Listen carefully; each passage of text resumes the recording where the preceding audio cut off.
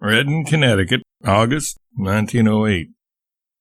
Dear Sir, you say I often owe my best sermons to a suggestion received in reading or from other exterior sources. Your remark is not quite in accordance with the facts. We must change it to, I owe all my thoughts, sermons, and ideas to suggestions received from sources outside of myself. The simplified English of this proposition is, no man's brains ever originated an idea.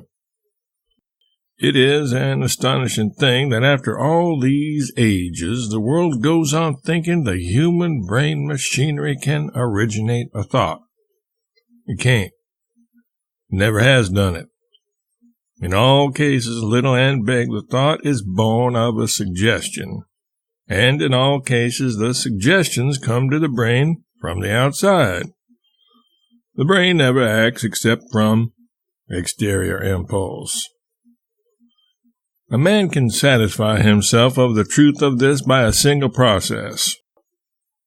Let him examine every idea that occurs to him in an hour, a day, in a week, in a lifetime, if you please. He will always find that an outside something suggested the thought, something which he saw with his eyes or heard with his ears or perceived by his touch.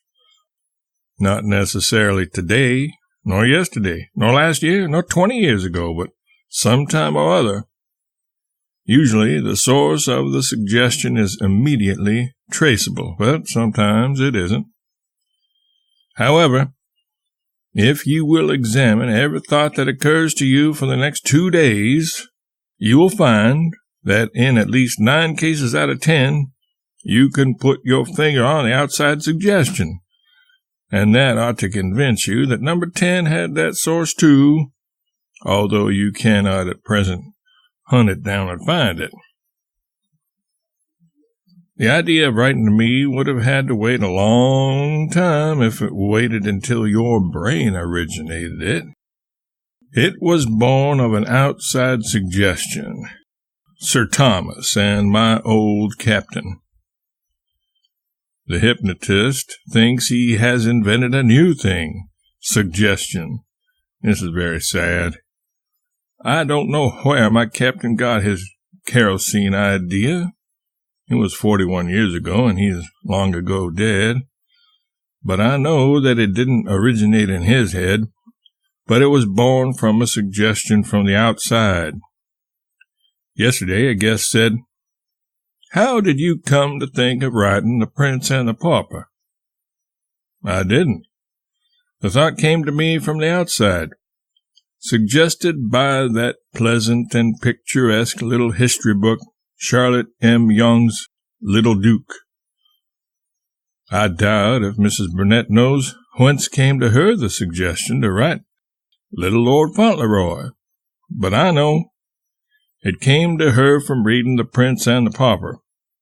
In all my life I have never originated an idea, and neither has she, nor anybody else.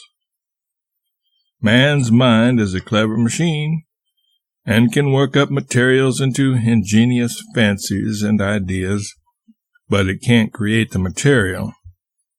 None but the gods can do that. In Sweden, I saw a vast machine receive a block of wood and turn it into marketable matches in 2 minutes. It could do everything but make the wood. That is the kind of machine the human mind is. Maybe this is not a large compliment, but it is all I can afford. Your friend and well-wisher, S.L. Clemens.